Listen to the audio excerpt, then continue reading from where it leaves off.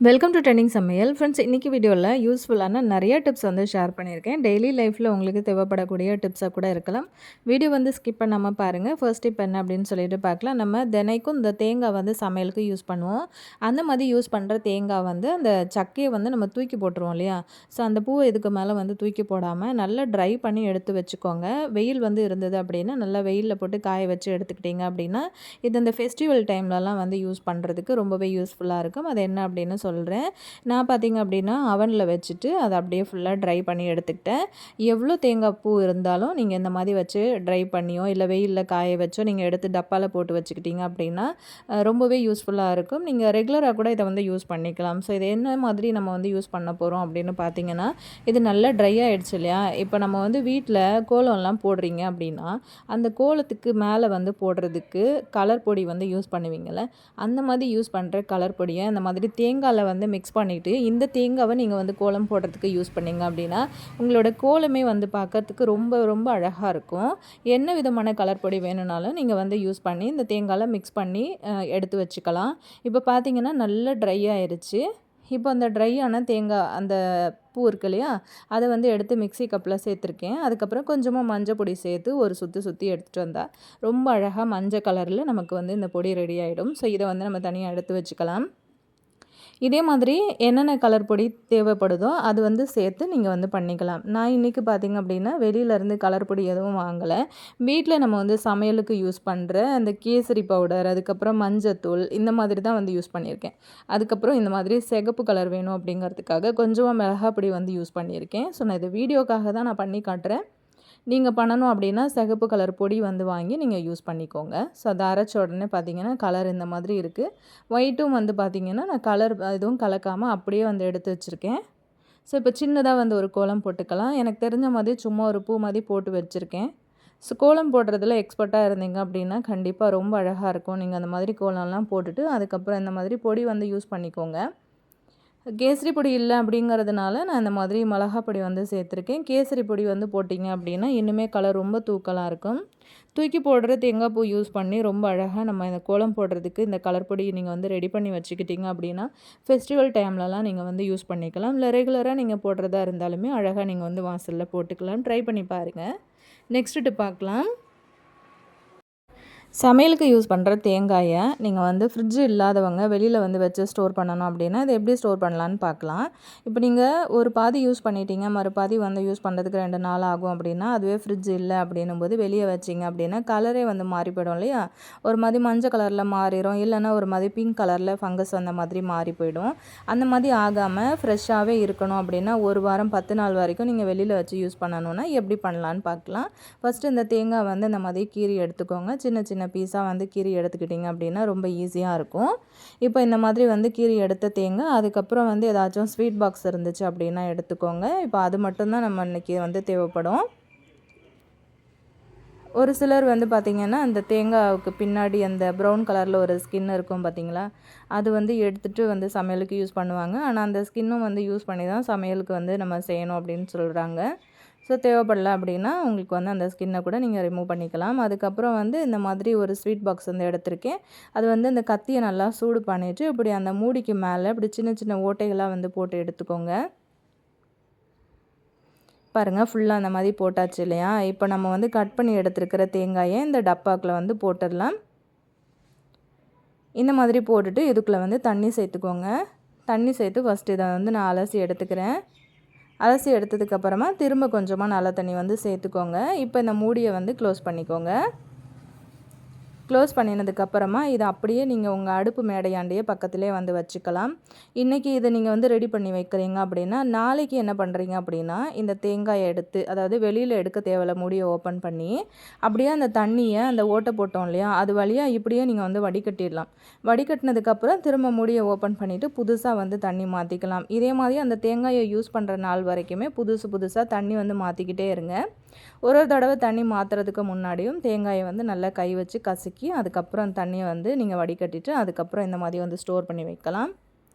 இது வந்து பார்த்திங்கன்னா 1 வாரம் 10 நாள் வரைக்கும் கூட உங்கள் தேங்காய் வந்து நல்லா ஃப்ரெஷ்ஷாகவே இருக்கும். கண்டிப்பாக ரொம்ப யூஸ்ஃபுல்லாக இருக்கும். ட்ரை பண்ணி பாருங்கள். ஆப்பிள்லாம் நம்ம வந்து கட் பண்ணி கொஞ்சம் நேரம் ஆயிடுச்சு அப்படின்னா, அதோட கலரே வந்து சேஞ்ச் ஆயிடும் இல்லையா? அது மட்டும் இல்லாம குழந்தைங்களுக்கு நம்ம வந்து ஸ்நாக்ஸுக்காக ஆப்பிள் வந்து அதிகமா கட் பண்ணி குடுத்து அனுப்புவோம். அந்த மாதிரி குடுத்து அனுப்பும்போது என்னாகும் அப்படின்னா, அத சாப்பிடுறதுக்கு முன்னாடி அதோட கலரே வந்து பார்த்தீங்க அப்டின்னா, ஒரு மாதிரி சேஞ்ச் ஆயிடும். ஸோ, அந்த மாதிரி சேஞ்ச் ஆயிடுச்சு அப்டின்னா, குழந்தைங்க வந்து சாப்பிடவே மாட்டாங்க. ஸோ, அது மட்டும் இல்லாம, நீங்க வந்து கட் பண்ணும்போது எந்த அளவுக்கு ஃப்ரெஷ்ஷா இருக்கோ ஆப்பிள் கலர் சேஞ்ச் ஆகாம, அதே மாதிரியே வந்து சாயங்காலம் ஆனா கூட கலர் வந்து உங்களுக்கு சேஞ்ச் ஆகாம இருக்கணும் அப்டின்னா, இத வந்து நம்ம என்ன பண்ணலான்னு பார்க்கலாங்க. ஃபர்ஸ்ட்டு ஆப்பிள் வந்து நான் நல்லா வாஷ் பண்ணி எடுத்துட்டேன். அதுக்கப்புறமா வந்து கொஞ்சமா தண்ணி எடுத்துக்கிட்டு, அதில 1 ஸ்பூன் உப்பு வந்து சேர்த்துருக்கேங்க. உப்பு சேர்த்ததுக்கு அப்புறமா நம்ம இந்த மாதிரி எடுத்து வச்சிருக்கிற ஆப்பிள கட் பண்ணி அதுக்குள்ள வந்து சேர்த்துடலாம். இந்த மாதிரி சேர்த்து கொஞ்சம் நேரம் ஒரு 5 நிமிஷம் வந்து உப்பு தண்ணீல போட்டு நீங்க நல்லா அலசினதுக்கு அப்புறமா நார்மல் வாட்டர்ல இன்னொரு தடவ அலசிட்டு, அது வந்து பேக் பண்ணி குடுத்துட்டீங்க அப்படின்னா, கலர் வந்து சேஞ்ச் ஆகவே ஆகாது. இப்ப நம்ம வந்து கட் பண்றோம் இல்லையா? இதே கலர்லயே வந்து ஒரு நாள் ஆனாலுமே அந்த ஆப்பிள் வந்து கலர் சேஞ்ச் ஆகாம இருக்கும். ஒரு சிலர் நினைப்பீங்க அந்த மாதிரி நம்ம உப்பு தண்ணீல வந்து போடும்போது அதோட டேஸ்ட் வந்து மாறிடாதா? உப்பு டேஸ்ட் குடுக்காதா? அப்படின்னு. அந்த மாதிரிலாம் எதுவும் ஆகாது. ஃபர்ஸ்ட்டு ஒரு தண்ணீல கழுவி எடுத்ததுக்கு அப்புறமா, அதாவது உப்பு தண்ணீல கழுவுனதுக்கு பிறகு, நார்மலா ஒரு தண்ணி ஊத்தி இந்த மாதிரி வாஷ் பண்ணினதுக்கு அப்புறமா, நம்ம வந்து குழந்தைங்களுக்கு குடுத்து அனுப்பலாம். இது ரொம்ப ரொம்ப யூஸ்ஃபுல்லான ஒரு டிப்ஸா இருக்குங்க. ட்ரை பண்ணி பாருங்க. நெக்ஸ்ட் டிப் பார்க்கலாம். நம்ம துணி துவைக்கும்போது, ஒரு துணியில இருக்கிற சாயம் இன்னொரு துணியில ஒட்டிருச்சு அப்படின்னா, அத உடனே எப்படி ரிமூவ் பண்றது அப்படிங்கிறது தான் நம்ம வந்து பார்க்க போறோங்க. இப்போ நம்ம நார்மலா இந்த ஷால் வந்து பார்த்தீங்க அப்படின்னா, ஒயிட்டும், கோல்டும் கலந்த மாதிரி வந்து குடுத்துருக்காங்க. ஸோ, நம்ம இதில வந்து ஆளால்லாம் போட்டு துவைச்சோம் அப்படின்னா, அதோட கலர் வந்து எங்கேயாவது சேஞ்ச் ஆயிடுமோ அப்படின்னு சொல்லிட்டு எனக்கு ஒரு பயமும் இருந்தது. ஸோ, இப்ப தான் நான் வந்து இது துவைக்கிறதுக்கு போட்டேன். இன்னொரு ஷால்ல இருந்த கலர் வந்து இதில வந்து ஃபுல்லாவே புடிச்சிடுச்சு. அந்த ஷால் வந்து பார்க்கும்போதே உங்களுக்கு தெரியும், லைட்டான ஒரு பிங்க் கலர்ல அங்கங்க வந்து தெரியுது பாருங்க. ஆனா இது வந்து பியூர் ஒயிட்டும், கோல்டும் கலந்த மாதிரியான ஒரு ஷால் தான். இத வந்து நம்ம உடனே கிளீன் பண்ணணும் அப்டின்னா, என்ன பண்றதுன்னு பார்க்கலாங்க. இந்த மாதிரி ஸ்டவ் ஆன் பண்ணிட்டு, ஒரு பாத்திரத்தில கொஞ்சமா தண்ணி வச்சுக்கோங்க. அந்த தண்ணி வந்து கொதிக்கிறதுக்கு முன்னாடியே இந்த மாதிரி வந்து கொஞ்சமா பேஸ்ட்ட வந்து கையில எடுத்துக்கிட்டு, இப்டி தண்ணீல வந்து கரைச்சு விட்டுருங்க. பேஸ்ட்டு நல்லா கரைஞ்சதுக்கு அப்புறமா, நம்ம இட்லி சோடா தூள் இருக்கு இல்லையா? ஆப்ப சோடான்னு சொல்லுவோம்ல, அது ஒரு 2 ஸ்பூன் அளவுக்கு சேர்த்துக்கோங்க. இப்ப இது சேர்த்ததுக்கு அப்புறமா தண்ணி அப்படியே நல்லா கலந்து விட்டுட்டு, அது கொதிக்க ஆரம்பிக்கும்போது, இந்த ஷால் வந்து அப்படியே நம்ம உள்ள வச்சிடலாம். இப்போ இந்த நம்ம உள்ள வச்சுட்டோம் இல்லையா? ஒரு 5 நிமிஷத்தில பார்த்தீங்க அப்படின்னா, அப்படியே நுர கட்டி பொங்கி கொதிக்க ஆரம்பிக்கும். ரொம்ப நேரம் கொதிக்க விடணும்லாம் அவசியம் கிடையாதுங்க. இது இப்ப தான் துணி துவைக்கும்போது எனக்கு சாயம் வந்து பட்டுச்சு. ஸோ, அத அப்படியே நான் எப்படி எடுக்கிறேன் அப்படிங்கிறத உங்களுக்கு வீடியோவா வந்து ஷேர் பண்ணியிருக்கேன். ரொம்ப நாள் ஆயிடுச்சு. சாயம் பட்டு மாசக்கணக்கா ஆயிடுச்சு அப்டின்னா, கண்டிப்பா அந்த மாதிரி ட்ரெஸ்ஸுக்கு வந்து இந்த ஐடியா வந்து அவ்வளவா ஒர்க் அவுட் ஆகாது. பார்த்தீங்கன்னா, உங்களுக்கு தெரியும். ஃபர்ஸ்ட்டு நம்ம வந்து போடும்போது ஷாலோட கலர் லைட்டான ஒரு பிங்க்ல இருந்தது. இப்போ வந்து பார்த்தீங்கன்னா, அந்த கலரே வந்து சேஞ்ச் ஆயிட்டு, இப்ப தான் அந்த ஒயிட் கலரே வந்து வெளிய தெரிய ஆரம்பிச்சிருக்கு. நல்லா இப்டி பொங்கி அப்டியே கொதிச்சு வரும்போது, அப்படியே நம்ம வந்து ஸ்டவ் ஆஃப் பண்ணிட்டு, இந்த ஷால மட்டும் தனியா எடுத்துர்லாங்க. இது வந்து ரொம்பவே யூஸ்ஃபுல்லான ஒரு டிப்ஸா இருக்கும்னு நெனைக்கிறேன். நீங்க நார்மலாவே வந்து வெள்ள துணிகள்லாம் துவைக்கும்போது ஏதாவது சாயம் ஒட்டிக்கிச்சு அப்டின்னா, உடனே இந்த ஐடியா வந்து நீங்க ட்ரை பண்ணி பாருங்க. அவ்வளதான். நான் அப்படியே சூடு ஆறுற வரைக்கும் அப்படியே விடலங்க. உங்களுக்கு வந்து ரொம்ப ஹெவியான கரை இருந்தது அப்படின்னா, அப்படியே அந்த சூட்டோடயே அப்படியே கொஞ்சம் நேரம் வச்சுருங்க தண்ணிய. அதுக்கப்புறமா எடுத்து வந்து நீங்க துணிய வந்து வாஷ் பண்ணிக்கலாம். நான் இன்னைக்கு வந்து பார்த்தீங்கன்னா, சுட சுட அப்படியே வந்து எடுத்துக்கிட்டேன். எடுத்ததுக்கப்புறமா வந்து பாருங்க, அந்த கலர் வந்து ஃபுல்லாவே சேஞ்ச் ஆயிடுச்சு. அதாவது அது பிடிச்சிட்டு இருந்த பிங்க் கலர் எல்லாமே போயிட்டு, இப்ப ஷாலோட கலர் வந்து நல்லாவே தெரியுது.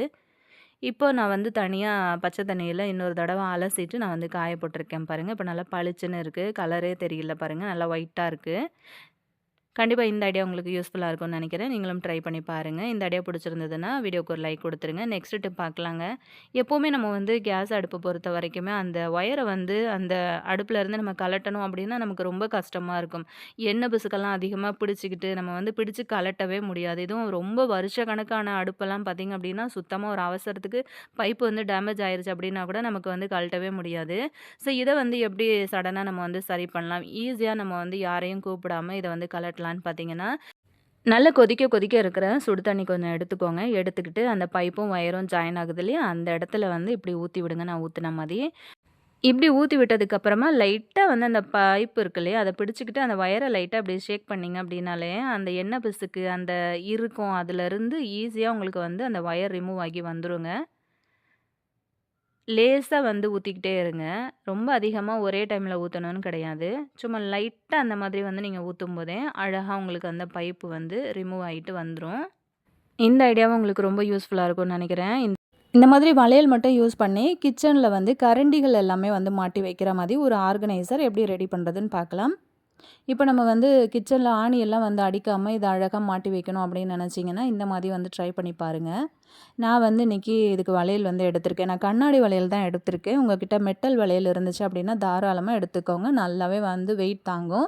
இந்த வளையல் உடஞ்சிருமோ அப்படின்னு பயப்பட வேண்டிய அவசியமும் இருக்காது. நான் கண்ணாடி வளையல் அப்படிங்கிறதுனால உங்களுக்கு வீடியோக்காக வந்து பண்ணி காமிச்சிருக்கேன்.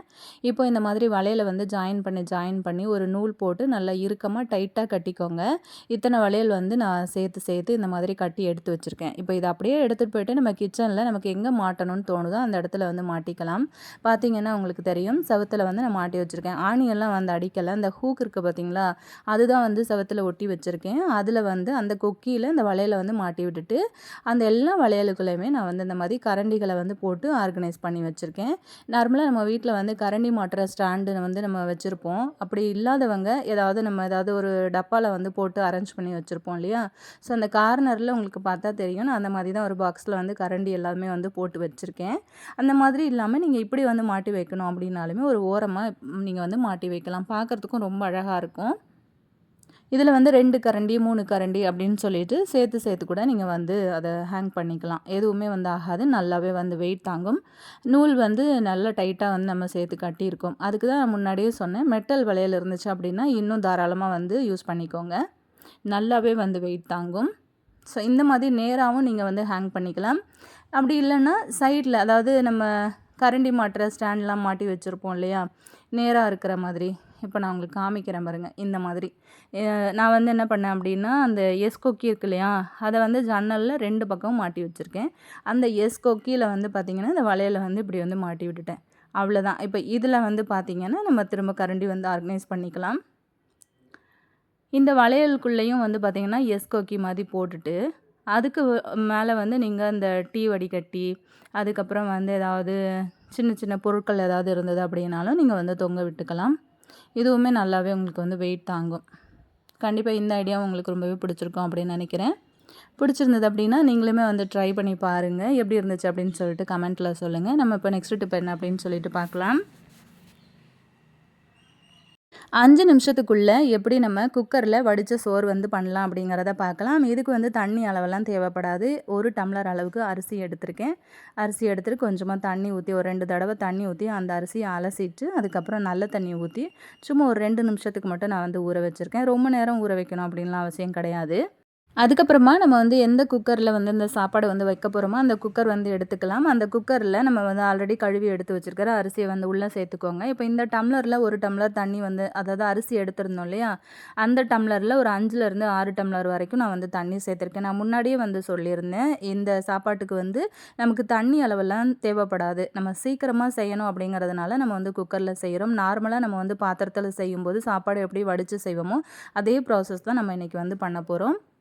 தண்ணி வந்து பார்த்திங்கன்னா இதுக்கு அளவு தண்ணியெல்லாம் கிடையாது. இப்போ ஒரு டம்ளருக்கு 2லேருந்து 2.5 டம்ளர் அளவுக்கு நீங்கள் தண்ணி வச்சுட்டிங்க அப்படின்னா உங்களுக்கு சாப்பாடு வந்து கரெக்டான ஒரு பதத்துக்கு வந்துடும். ஸோ அந்த மாதிரி வந்து வைக்காதீங்க.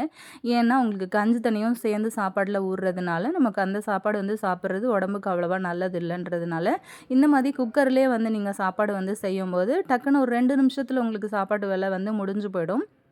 டைமும் வந்து ரொம்ப சேவ் பண்ண முடியும். கேஸுமே ரொம்ப மிச்சமாகும். அந்த குக்கர் வந்து சாதம் கொதிக்க ஆரம்பிச்சிருக்கு இல்லையா, அந்த டைமில் தான் நீங்கள் அந்த குக்கரோட வாசர் போட்டுட்டு வெயிட்டும் போடணும். ஒரு 2 விசில் மட்டும் விட்டால் போதும். உங்களோட குக்கர் வந்து உங்களுக்கு தெரியும் இல்லையா கணக்கு எப்படின்ட்டு. ஒரு 2 விசில் மட்டும் விட்டுட்டு உடனே ஓப்பன் பண்ணாதீங்க. அந்த ஏர் ஃபுல்லாகவே அடங்கினதுக்கு அப்புறமா மெதுவாக இதை வந்து ஓப்பன் பண்ணி பார்த்தீங்க அப்படின்னா சாப்பாடு வந்து வெந்து வந்திருக்கும். அதே மாதிரி தண்ணியும் இருக்குது. உங்களுக்கு பார்க்கும்போது தெரியும்னு நினைக்கிறேன். இப்போது ரொம்ப சீக்கிரமாக நம்ம வந்து சாதம் வச்சுட்டோம். இப்போ ஒரு ஆஃபீஸ்லாம் போகிறீங்க, இல்லை நைட்டில் வந்து ரொம்ப லேட் நைட்டாக வரீங்க அப்படின்னாலுமே இந்த ஐடியா வந்து ஃபாலோ பண்ணிங்க அப்படின்னா டக்குன்னு நீங்கள் வந்து சோறு வடிச்சிக்கலாம் குக்கர்லேயே. சாப்பாடும் நல்லா வெந்து வந்திருக்கு. இப்போ இதை வந்து வடிச்சிடலாம். வடிக்கிறதுக்கு பார்த்திங்க அப்படின்னா அந்த குக்கர் இருக்கு இல்லையா, அதோட கேஸ் கட் மட்டும் நம்ம வந்து ரிமூவ் பண்ணிக்கலாம். அதுக்கப்புறம் ஒரு பாத்திரம் வந்து யூஸ் பண்ணி அப்படியே அந்த குக்கரை வந்து இப்படி கவுத்து வச்சுருங்க. இப்படி வச்சிட்டிங்க அப்படின்னா ஒரு 2-3 நிமிஷத்தில் ஃபுல்லாக எல்லா கஞ்சியுமே உங்களுக்கு வந்து கீழே வடிஞ்சு வந்துடும். பார்த்திங்கன்னா உங்களுக்கு தெரியும் எவ்வளோ கஞ்சி வந்திருக்கு அப்படின்னு சொல்லிட்டு. இப்போ இதை வந்து நம்ம ஓப்பன் பண்ணி பார்ப்போம் சாப்பாடு எப்படி வந்திருக்கு அப்படின்னு. சாப்பாடு வந்து நல்லா உதிரி உதிரியாகவே வந்துச்சு, குழஞ்செல்லாம் போகலை. நான் வந்து கரெக்டாக என்னோடய குக்கரோட டைமிங் வந்து பார்த்திங்கன்னா ஒரு 2 விசில் விட்டேன் அப்படின்னா எனக்கு கரெக்டாக வந்துடும். பார்த்தீங்கன்னா உங்களுக்கு தெரியும் சாதம் வந்து குழஞ்சு போகலை, நல்லா உதிரி உதிரியாக வந்திருக்கு. இப்போ இதை ஒரு 2 நிமிஷத்துக்கு நம்ம அடுப்பில் வச்சு அப்படியே சிம்மில் அப்படியே விட்டுருங்க. ஸ்டவ் ஆன் பண்ணிவிட்டு நல்லா லோ ஃப்ளேமில் வந்து விட்டுருங்க. அந்த சாப்பாடு வந்து புழுங்க போடுறதுன்னு சொல்லுவாங்க இல்லையா, ஸோ அந்த மாதிரி வந்து விட்டுட்டிங்க அப்படின்னா அந்த அடியில் ஏதாவது லேசான ஈரம் இருந்தாலும் அதுவும் வந்து ட்ரை ஆயிரும். சாப்பாடு வந்து பார்த்திங்க அப்படின்னா நல்லா உதிரி உதிரியாக போல போலன்னு உங்களுக்கு வந்துடும். இந்த ஐடியாவும் உங்களுக்கு ரொம்பவே யூஸ்ஃபுல்லாகவும் பிடிச்சிருக்கும்னு நினைக்கிறேன். நீங்களும் வந்து ட்ரை பண்ணி பாருங்கள். நெக்ஸ்ட் ஒரு நல்ல வீடியோவில் நான் உங்களை திரும்ப மீட் பண்ணுறேன் ஃப்ரெண்ட்ஸ். தேங்க்யூ.